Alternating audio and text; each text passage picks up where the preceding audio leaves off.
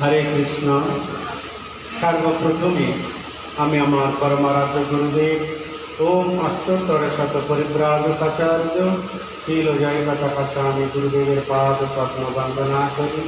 তৎপরে ISKCON প্রতিষ্ঠাতা আচার্য শ্রীল অভয় চরণারবিন্দ ভক্তিবেদান্ত স্বামী প্রভুপাদ আমাদের পরম গুরুদেব আমার শ্রীপাদ পদ্ম বন্দনা করি এবং উপস্থিত সালুয়া শ্রী শ্রী হরেকৃষ্ণ নাম হাট্য সঙ্গের সমস্ত ভক্তদের এই জগন্নাথ বলদেব সুভদ্রা মহারানীর রথযাত্রা উৎসব উপলক্ষে অসংখ্য অসংখ্য ধন্যবাদ, শুভেচ্ছা প্রীতিবর্ধন করার জন্য সকলকে অভিনন্দন জানাই এবং আমাদের তালবান শ্রীরাম প্রভুকে অসংখ্য অসংখ্য ধন্যবাদ জ্ঞাপন করি, যার তত্ত্বাবধানে খুব সুন্দর সালুয়ার জগন্নাথের রথযাত্রা উৎসব হচ্ছে।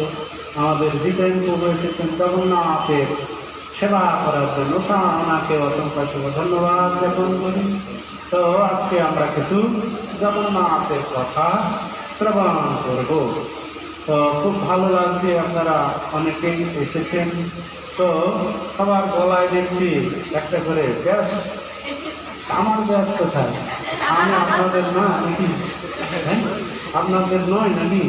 হ্যাঁ, আমাদের হলে তো আপনাদের হলে তো একটা ব্যাস রাখতেন নাকি? ওই জন্য আমি একটা নিয়ে সেরে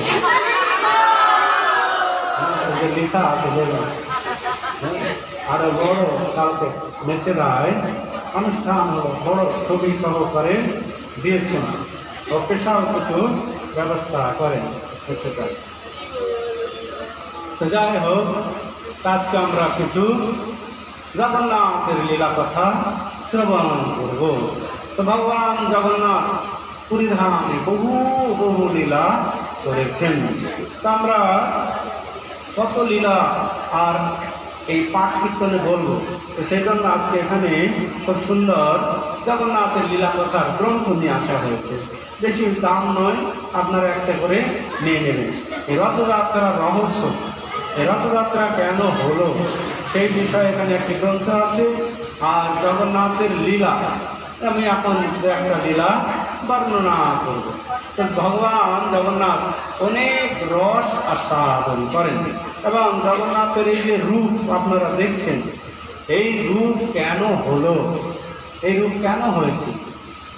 এই রূপ হচ্ছে অসম্পন্ন রূপ। পুরো যখন ভগবান শ্রীকৃষ্ণ ঠিক সমসুন্দর রূপে তীরভঙ্গময় ভঙ্গিমায় কি সুন্দর বাঁশি বাজাচ্ছে কিনা, কিন্তু এইরকম জগন্নাথের রূপটি কেন হলো, তো সেইটা এই জগন্নাথ লীলা কথা যে গ্রন্থটি আছে তার ভিতরে আছে। তো আমি একটু আলোচনা করব।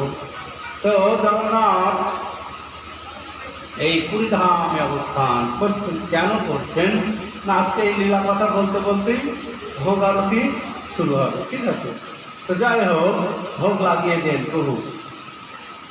তো ভগবান শ্রীকৃষ্ণ লীলা বৈশ, ভগবান শ্রীকৃষ্ণ বহু লীলা বৃন্দাবনে করেছেন। সেজন্য ভগবান শ্রীকৃষ্ণ হচ্ছে লীলা পুরুষোত্তম। শুধু ভগবান শ্রীকৃষ্ণ কি লীলা করেছেন, অসংখ্য লীলা। তো বৃন্দাবন মথুরা লীলা করে তখন ভগবান শ্রীকৃষ্ণ বৃন্দাবন ছেড়ে, মথুরা ছেড়ে কোথায় গেলেন না, দ্বারকা।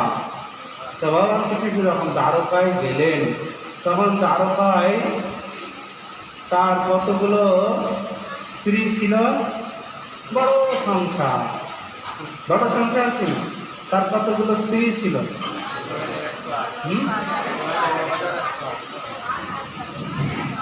হ্যাঁ, তো 16,108। তার মধ্যে 8 জন ছিল পাটরানী, মানে মুখ্য রানী। নাম জানেন 8 জন মুখ্য রানীর কি নাম? কে বলতে পারবে? তাহলে তো একটা পুরস্কার দেওয়া হয় না। ভগবান শ্রীকৃষ্ণের 16,100 বলতে পারবে না, তো 8 জন বলুন নাকি? 8 জন স্ত্রীর নাম কি?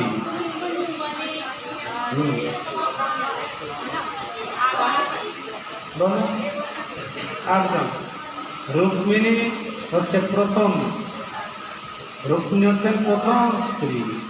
রুক্মিণী, সত্যভামা, জাম্বুবতী, মিত্রবৃন্দা, সত্তা, লক্ষণা, আর সত্তা, লক্ষণা, আর একটা বাদ থাকলো না, মিত্রবৃন্দা। এই 8 পাটরানী, এই 8 পাটরানী বিবাহ করেছিলেন একদম বৈদিক মতে, যেমন তেমন করে বিয়ে করেন। আবার শ্রীকৃষ্ণ এই যে এতগুলো 16,000 কোথায় পেল না, এক সময় ভৌমাসুর, আপনাদের আসাম প্রাগজ্যোতিষপুর নাম জানেন? প্রাগজ্যোতিষপুর নাম জানেন? তো ভৌমাসুর এক সময় বড় তিনি অসুর প্রকৃতির ছিলেন। তো অসুর প্রকৃতির হলেও সে না কি না বড় শক্তিশালী ছিল। তো তখন তিনি কি করতেন, বড় শক্তিশালী তো সমস্ত রাজাদের সঙ্গে যুদ্ধ করত। যুদ্ধ করে কি না এরকম তাদের ঘরে যে কুমারী কন্যা থাকতো, রাজকন্যা, ওইগুলোকে নিয়ে যেত। ধন সম্পদ সব লুট করতো, করে তার কন্যাটাকে নিয়ে যেত। নিয়ে গিয়ে তার বড় হল ঘর ছিল, সেইখানে রাখতেন। ওনার ইচ্ছা ছিল একসঙ্গে 16,000, 108 যখন হবে তখন একসঙ্গে সব বিয়ে করবে। ওনার ইচ্ছা এটা ছিল। এইরকম ভাবে যখন ভগবান শ্রীকৃষ্ণ না দ্বারকা এরকম বহুত্র লীলা করছেন, তখন তিনি জানতে পারলেন এরকম ভৌমাসুর এইরকম ভাবে সব রাজরাজাদের কন্যাদের এরকম আটকে রেখেছেন, তাদেরকে ধন সম্পদ নিয়েছে। তো ভৌমাসুরকে বধ করার জন্য কি না ভগবান শ্রীকৃষ্ণ না যুদ্ধ করার জন্য বেরিয়েছে। এইরকম সময় সত্যভামা দেবী বলছেন, প্রভু কোথায় যাবেন? বলছে আমাকে যুদ্ধ করতে যেতে হবে। বলছে আমিও যাবো। বলছে এই মহিলা মানুষ যুদ্ধ করতে যায় না। মহিলা না, আমিও তো ক্ষত্রিয়। তো সত্যভামা ছিলেন কৃষ্ণ হচ্ছেন যাদব বংশের ছিলেন। তো সত্যভামাও ছিলেন যাদব বংশীয়। এত স্ত্রীর মধ্যে একটা স্ত্রী ছিল কৃষ্ণের বংশধর গোত্রের। আমিও যুদ্ধ করতে হবে। তখন আর কি না এই গরুরকে স্মরণ করলেন, গরুরদেবকে যখন স্মরণ করলেন তখন গরুরদেব এসে গেলেন। গরুর যখন আসলেন, গরুরের পিঠে সত্যভামা এবং ভগবান শ্রীকৃষ্ণ উঠে বসলেন। আর গরুর তখন সেই প্রাক জ্যোতিষপুর আমরা গিয়েছি সেখানে, এবং ওখানে একটি স্থান আছে, সেটা হচ্ছে বানাসুর, যেখানে থাকতেন বানাসুর। এই বানাসুরও বড় ভক্ত ছিল শিবের, খুব সুন্দর। এখনো সেই শিব আছে। উষা, তার কন্যা ছিল উষা। উষার সঙ্গে অনুরুদ্ধ কৃষ্ণের নাতির বিবাহ হয়েছে, খুব সুন্দর কাহিনী। তো তখন আসলেন, তো যখন প্রাগজ্যোতিষপুরে দেখছেন উপরে মায়াজাল ছড়ানো আছে, ঢোকার উপায় নেই, মায়াজাল, নিচে তো ঢুকতেই পারবে না, উপর থেকেও কেউ আসতে পারবে না। তো ভগবান শ্রীকৃষ্ণ সুদর্শন চক্রের দ্বারাই সেই মায়াজাল কেটে ঢুকলেন। ঢুকে সেই ভৌমাসুরের সঙ্গে তোমার যুদ্ধ। তো এমন যুদ্ধ হতে হতে সেই ভৌমাসুরকে বধ করলেন। তো বধ করার পরে তো তখন কি হলো, সেই যে সমস্ত রাজকুমারীদের কোথায় বন্দি করে রেখেছে, তো তাদের কাছে গেলেন। তাদের কাছে যখন গেলেন, তারা তো অন্ধকার ঘরে থাকে। ভগবান শ্রীকৃষ্ণ যখন সেই তারা ঘর মতো, তারা গৃহর মতো অন্ধকার প্রহল ঘর, ভগবান শ্রীকৃষ্ণের দেহের জ্যোতিতে একদম আলোকিত হয়ে গিয়েছে। কি আসলো কি আসলো, তো শুনতে শুনতে তারা শুনেছে যে দ্বারকা থেকে ভগবান শ্রীকৃষ্ণ এসেছেন, ভৌমাসুরের সঙ্গে অনেক যুদ্ধ, আর ভৌমাসুরকে মেরেওছে। তখন ভগবান শ্রীকৃষ্ণকে দর্শন করে তো সেই সমস্ত রাজকুমারেরা এত খুশি হলেন, খুব আনন্দ পেলেন। তখন ভগবান শ্রীকৃষ্ণ বললেন, হে রাজকন্যাগণ, তোমরা এখন মুক্ত। ভৌমাসুরকে আমি মেরেছি, তোমরা এখন যার যার ঘরে চলে যাও, যার যার বাড়িতে, হ্যাঁ তোমরা সবাই যাও, তোমরা এখন মুক্ত। তো তখন সেই সমস্ত রাজকুমারীরা বলছেন হে পরমেশ্বর, হে ভগবান, হে শ্রীকৃষ্ণ, আপনি বলছেন যে আমরা ঘরে চলে যাব, কিন্তু আপনি তো পরম পুরুষ, সব কিছু জ্ঞাতা, আপনি তো জানেন একটি মহিলা ঘর ছেড়ে যদি 2-4 দিন বাইরে থাকে তাহলেই আর সমাজ তাকে গ্রহণ করে না, অনেক অপবাদ, অনেক কিছু। আর এই ভমাসুর আমাদের কয়েক বছর ধরে আমাদের আটকে রেখেছে। আমরা এখন বাড়িতে ফিরে গেলেও আমাদেরকে সবাই ভালোভাবে মেনে নেবে না, আর কেউ আমাদের বিয়েও করবে না, যেহেতু আমরা অনেকদিন যাবৎ এই ঘমাসুরের অধীনে আছি। তাই হে প্রভু, আমাদের যখন উদ্ধারই করেছেন, এর ব্যবস্থা আপনাকেই করতে হবে। আপনার চরণে আমরা সবাই শরণাগত। কারণ ভগবান শ্রীকৃষ্ণ শরণাগত বৎসল টিকিট, এদেরকে এখন কিভাবে ঘরে পাঠানো যাবে, তো গ্রহণ করবে। তখন ভগবান শ্রীকৃষ্ণ সকলকে বললেন, চলো তাহলে আমার সঙ্গে চলো। তো ভগবান শ্রীকৃষ্ণের সঙ্গে সবাইকে দ্বারকায় নিয়ে আসলেন। দ্বারকায় নিয়ে এসে না বিধিপূর্বক ব্রাহ্মণ ডেকে সবাইকে বিয়ে করলেন। কয়জনকে বিয়ে করলেন? 16,100 16,100 রাজকুমারীকে বিয়ে করলেন। এবং সেই 16,100টি প্রাসাদ তৈরি করে দিলেন। প্রাসাদ, বড় বড় প্রাসাদ, সেখানে বাগান বাড়ি আছে, পুকুর আছে, পার্ক আছে, খুব সুন্দর। এইভাবে তাদেরকে বিবাহ করে তারা তো খুব খুশি, আবার মনে মনে খুব অখুশিও হয়।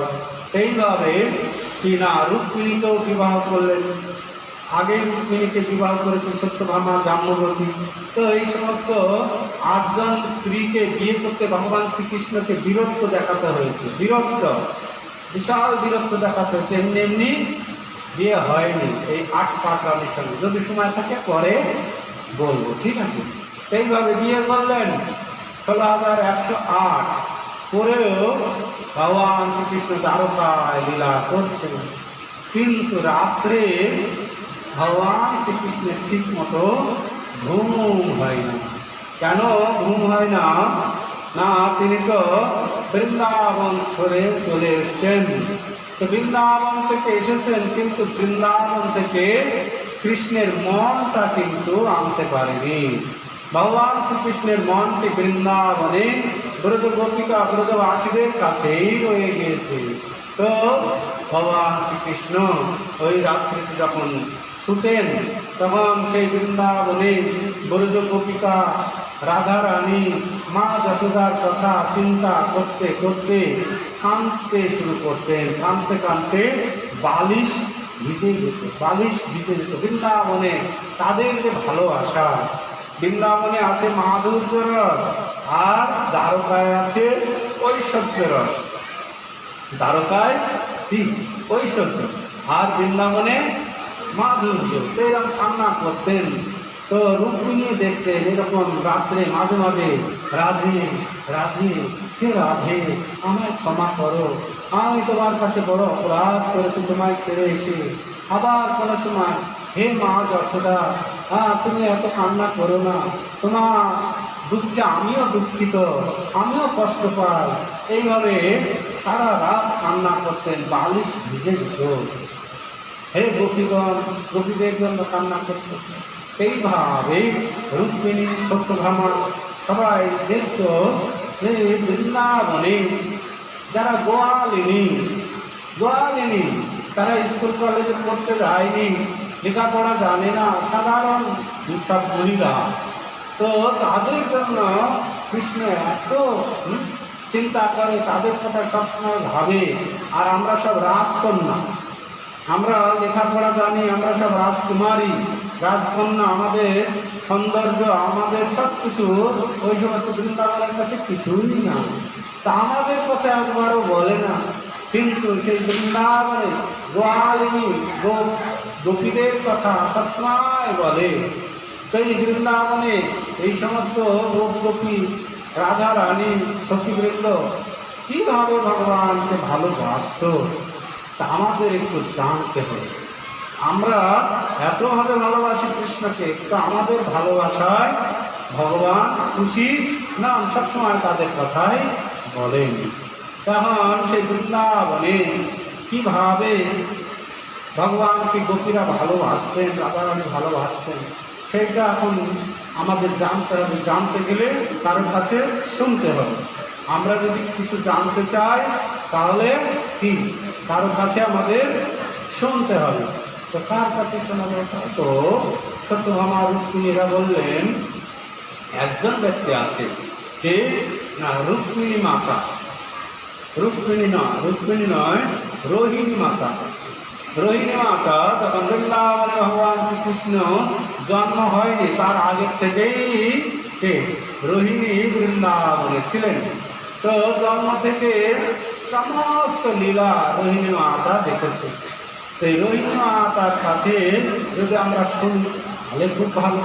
তো তখন রোহিণী মাতার কাছে গেলেন, সবাই বলেন, রোহিণী মাতা, আমরা কৃষ্ণ বলরামের কথা শুনতে চাই, কৃষ্ণ বলরামের কথা শুনতে চাই। তখন বলতে, সর্বনাশ, কৃষ্ণ বলরামের কথা শুনবে কি করে? কৃষ্ণ বলরামের বৃন্দাবনের লীলা কথা যদি ওনারা শোনে, ওদের আর দ্বারকায় রাখা যাবে না, তো তারা বৃন্দাবনে চলে যাবে। তো এই কথা বলে বলছে, না, আমরা কৃষ্ণ বলরামের লীলা কথা শ্রবণ করতে চাই। তো তখন বললেন, ঠিক আছে, আমি বলবো, কিন্তু একটা বড় হল ঘর চাই, একটা বড় হল চাই। তো সেখানে তোমরা সবাই বসবে, আর একজন প্রহরীদার দরকার, যাতে কৃষ্ণ বলরাম এই কৃষ্ণের কথা, বৃন্দাবনের লীলা কথা যেন শুনতে না পায়। বৃন্দাবনের কথা শুনলেই কৃষ্ণ বলরামকে আর রাখা যাবে না। তো তখন বললেন, তাহলে কি করা যায়? সুভদ্রা সেই সময় ছিলেন, সুভদ্রা মহারানী। তো সুভদ্রা মহারানী তখন বললেন, আমি কেটে থাকবো। তখন কৃষ্ণ বলরাম দাদা যখন আইবে গেটে, তখন আমি সংকেত দেবো, তখন বন্ধ করে দেবে, তখন আর কথা হবে না। এইভাবে একদিন রোহিণী মাতা কি করলেন না, সেই বৃন্দাবনের লীলা কথা বলার জন্য সেই হল ঘরে সবাই সমবেত হলেন।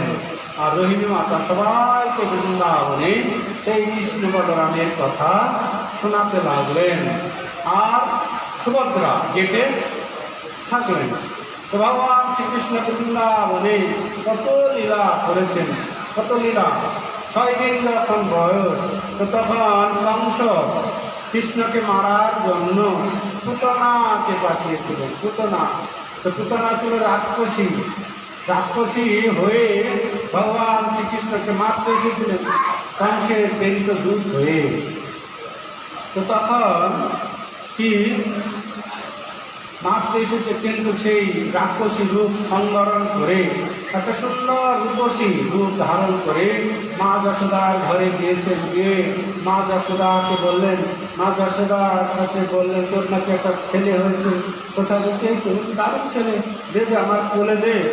আমি একটা মা কালীর কাছ থেকে বর প্রাপ্ত হয়েছি, আমার স্তন যে পান করবে সে যশস্বী হবে, সে শক্তিশালী হবে, নীরব হবে, সারা জগতে সে পূজিত হবে। আমার বর আছে মায়ের কাছ থেকে, তো তোর ছেলেটাকে দে, আমি একটু কি স্তন পান কর। মা যশোদা সরল শিখা দিলেন। তো দিয়ে দেখছে খুব আদর করছে, খুব যত্ন করছে। তখন মা যশোদা মনে করলেন যে কি আমি একটু কাজকর্ম সেরে নি, ঘরে কাজকর্ম ভাবতে গিয়েছে। আর এই সুযোগে সে পুতনা স্তন কালকে 20 মাকে নিয়ে গেছে স্তনে। একদম ভগবান শ্রীকৃষ্ণের স্তন বের করে মুখে দিয়েছে। তো মুখে দিলে তখন কৃষ্ণ সেই স্তন মুখে নিয়ে এমন টান দিয়েছে, একদম প্রাণ চুষে নিচ্ছে। তখন পুতনা, ছাড় রে, মোলাম রে, গেলাম রে, থাকবো না, আমাকে ছাড় ছাড় ছাড়। তো আর ছাড়ছে না কৃষ্ণ। তো তখন বিরাট রূপ ধারণ করেছে সেই রাক্ষসী রূপ। ঘরের থেকে বেরিয়ে এসছে, চিৎকার করছে, কিন্তু কৃষ্ণ আর ছাড়ছে না। কেন? কৃষ্ণ যাকে ধরে তাকে আর কৃষ্ণ ছাড়ে। তো বেরিয়ে সে মাঠের দিকে চলে যাচ্ছে, মাঠের দিকে। তো তখন মাঠে সেই কংসের একটি পুষ্প উদ্যান ছিল, সেইখানে সেই পুতনা পড়ে গেলেন। তো পড়ে গেলে কৃষ্ণ কিন্তু সেই পুতনার বুকের উপরে খেলা করছে। তো ওইদিকে মা যশোদা, গুরুমা, আসি সবাই কিসের শব্দ, কিসের শব্দ, কিসের চিৎকার, সবাই বেরিয়ে গেলেন। দেখছে সে বিশাল আকার একটি রাক্ষসী পড়ে আছে। তো তখন দেখছে কৃষ্ণ সেই বুকের উপরে খেলা করছে। তখন সবাই বলছে, মই নিয়ে আরে মই, আর পাঠতে হবে তো কৃষ্ণকে। মই নিয়ে গিয়ে কৃষ্ণকে ওখান থেকে পেড়ে নিয়ে আসুন। পেড়ে নিয়ে এসে মা যশোদা ঘরে নিয়ে গিয়ে পঞ্চগোপ, দুধ, দই, ঘি, এই সমস্ত গোচনা গোবর দিয়ে মাখিয়ে, যেহেতু রাক্ষসের স্পর্শ হয়েছে, তো তাকে স্নান করে পবিত্র করালেন। কিন্তু ওই রাক্ষসী তো পড়ে রইল, তো তার মৃতদেহ থেকে দুর্গন্ধ পচে বেরোবে। যখন নন্দ মহারাজ আসলেন, এসে চিন্তা করলেন তাহলে কি করা যায়। তখন তার দেহ টুকরো টুকরো কুড়ো দিয়ে কেটে কেটে কেটে বিভিন্ন জায়গায় সে বৃন্দাবনে ঘুঁটে পাওয়া যায় গোবরের, ঠিক সেই ঘুঁটে দিয়ে না সেই সমস্ত পুতনার দেহ পোড়াতে লাগলেন। তো পুতনার দেহ যখন আগুনে পুড়ছে, যেমন মানুষের দেহ পুড়লে দুর্গন্ধ বেরোয়, আর পুতনার দেহ যখন পুড়ছে, আর ওই পুতনার এই শরীর থেকে, অঙ্গ থেকে ধূপের গন্ধ, চন্দনের গন্ধ সারা বৃন্দাবন আমোদিত হয়ে গিয়েছে। কেন না এই পুতনা দেহ পবিত্র হয়ে গেছে, কেন ভগবান শ্রীকৃষ্ণের স্পর্শ পেয়েছে, তাই এত সুন্দর সুগন্ধ বেরোচ্ছে। এই সমস্ত লীলা ঠিক শ্রবণ করাচ্ছেন কে? রোহিণী মাতা। আরো জন্মের দিন কি হয়েছিল সেই সমস্ত লীলা শ্রবণ করাচ্ছেন। করতে করতে যখন বড় হয়েছে, বৃন্দাবনে গোপীদের সঙ্গে কত লীলা, অগাসুর বগাসুর এই সমস্ত লীলা করতে করতে গোপীদের সঙ্গে রাসলীলা করেছেন। কংসবধ এই সমস্ত হয়েছে। তো কংসবধ হওয়ার পরে রাসলীলা এই সমস্ত কথা বলছে, বলতে বলতে তো কি সবাই তন্ময় হয়ে গেছে। কেন? কৃষ্ণ কথা এত সুন্দর, এত মধুর। তব কথামৃতা তপ্ত জীবনা কবিহিতা কলমশাপহম শ্রবণ মঙ্গল শ্রীমদাততম ভ্রুবিঘ্নন্তিতে ভূরিদা জনা। রাসলীলায় গোপীরা কান্না করছে, কারণ গোপীদের ছেড়ে কৃষ্ণ চলে গিয়েছে। কৃষ্ণের বিরহে কান্না করছে। কৃষ্ণের কথা কেমন? তব কথা অমৃত তপ্ত জীবন।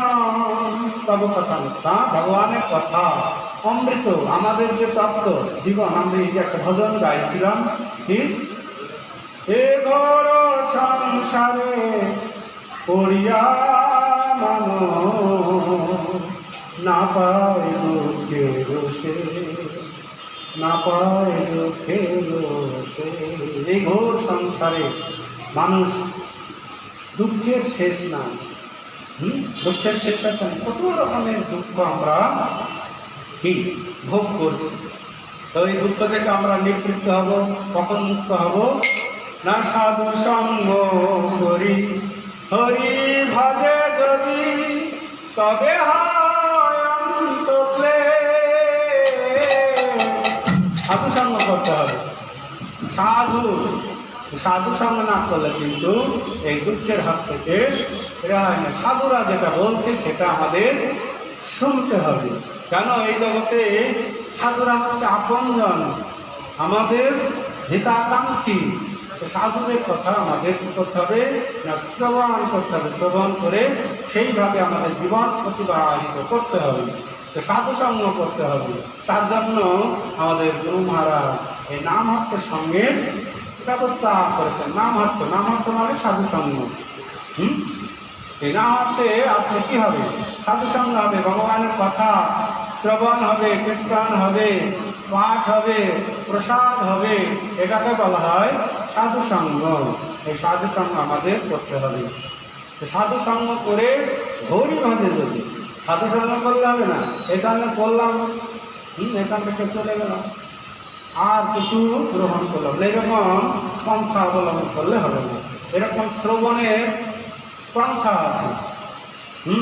আমরা শুনছি, কিন্তু এখান থেকে বেরিয়ে আর সময় সব ঝেড়ে ফেলে দিয়ে চলে যাচ্ছে।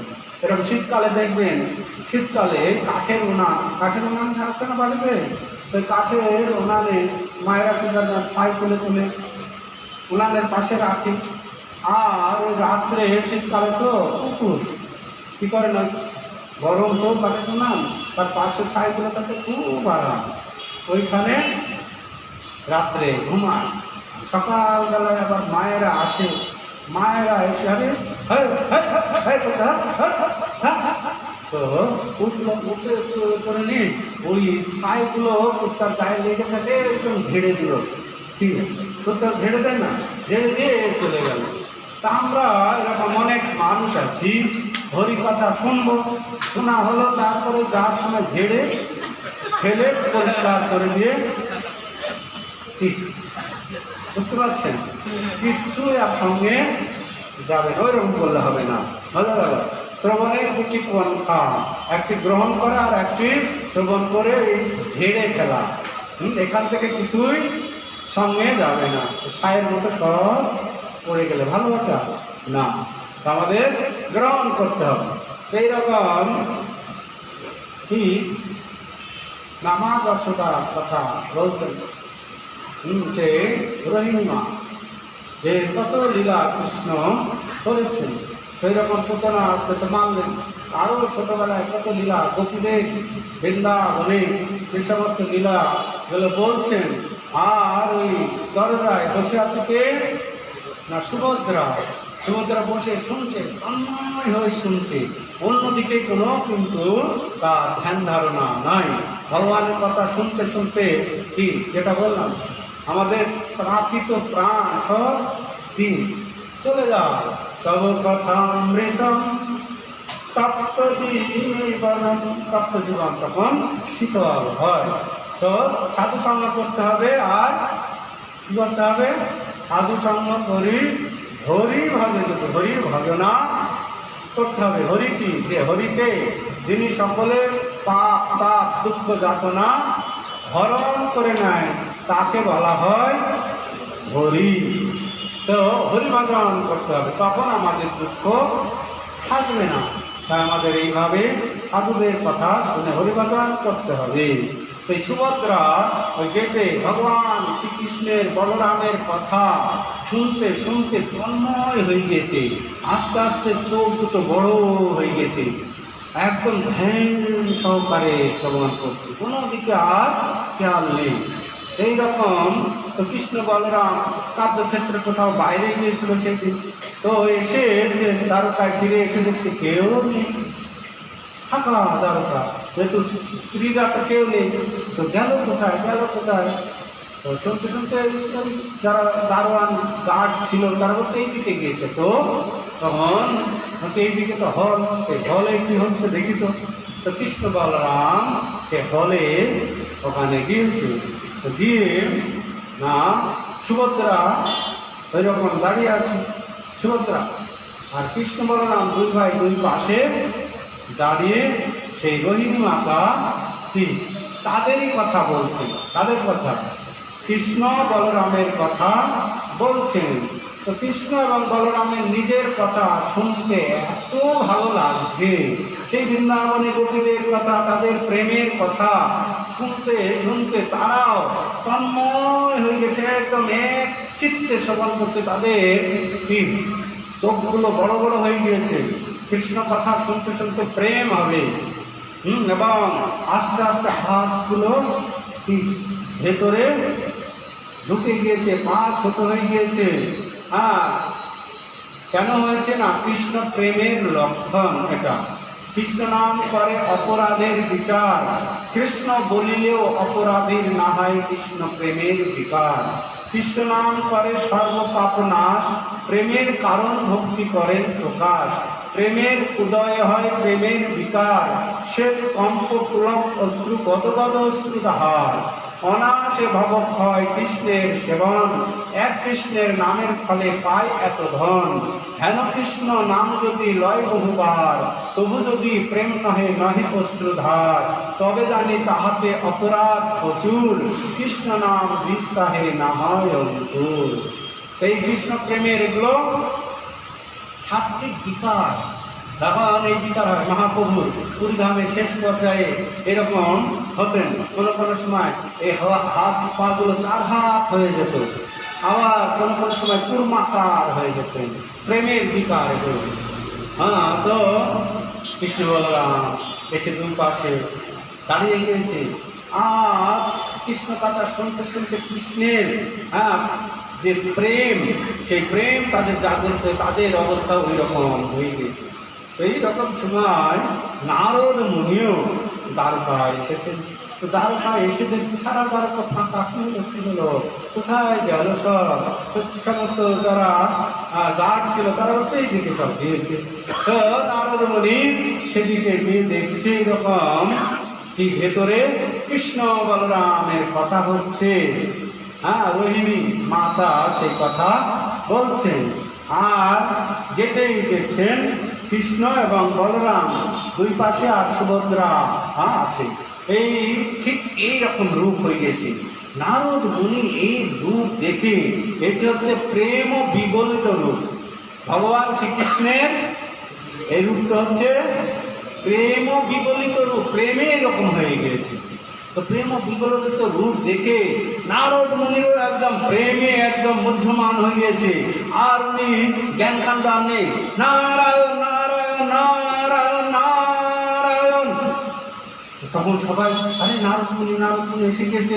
তো তখন সবাই রোহিণী মাতা কথা বন্ধ করে দিয়েছে। কৃষ্ণ বলরাম আর সুভদ্রা তখন এই অবস্থা যে নারায়ণ নারায়ণ সব এসে গেছে।